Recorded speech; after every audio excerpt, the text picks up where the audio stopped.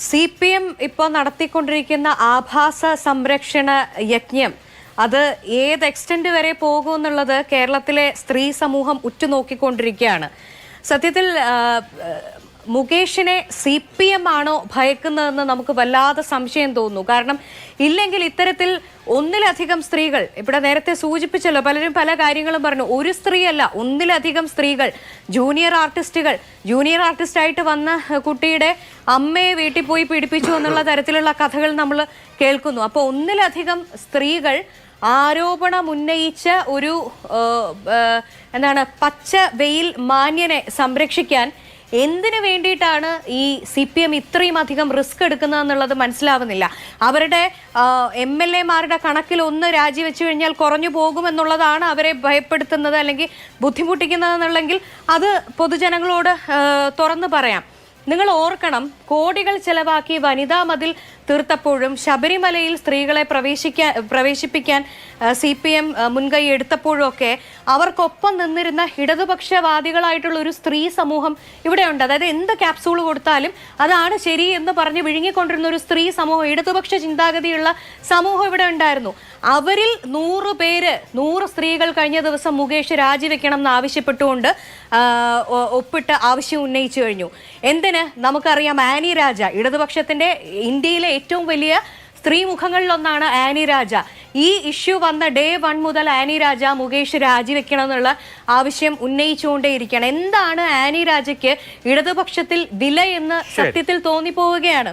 ഇപ്പോൾ പല കേസുകളും ഒക്കെ വന്നപ്പോൾ തീവ്രത ഇളക്കാൻ പോയ ശ്രീമതി ടീച്ചറും അതുപോലെ ശൈലജ ടീച്ചർ, മന്ത്രി വീണ ജോർജ് മാധ്യമപ്രവർത്തകയായിരുന്ന കാലത്ത് നടത്തിയിട്ടുള്ള ഇന്റർവ്യൂവിൽ മുകേഷിന്റെ ആദ്യ ഭാര്യയായിട്ടുള്ള സരിത പറഞ്ഞിരിക്കുന്ന വാക്കുകൾ നിങ്ങൾ കേട്ടില്ലേ? പൂർണ്ണ ഗർഭിണിയായിരുന്ന സമയത്ത് അവരോട് എത്ര ക്രൂരമായിട്ടാണ് അയാൾ പെരുമാറിയിട്ടുള്ളതെന്നും കാറിൽ കയറാൻ സമ്മതിക്കാതെ മുന്നോട്ടും പിന്നോട്ടും എടുത്ത് അവർ വഴിയിൽ വീണ കഥയടക്കം അവർ നേരിട്ടിട്ടുള്ള അട്രോസിറ്റീസ് അടക്കം ശ്രീ മുകേഷിന്റെ മഹാനായിട്ടുള്ള അച്ഛൻ,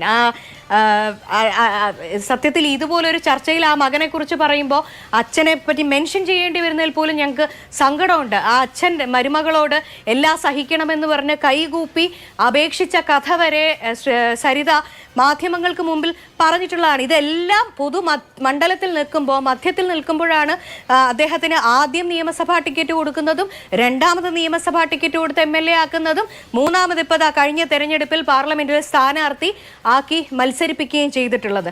അപ്പൊ എന്താണ് CPM-ന്റെ ഒരു സ്ത്രീ സംരക്ഷണം, അതിന്റെ സത്യസന്ധത എന്നുള്ളത് നമുക്ക് ചോദിക്കാതിരിക്കാൻ നിർവാഹമില്ല.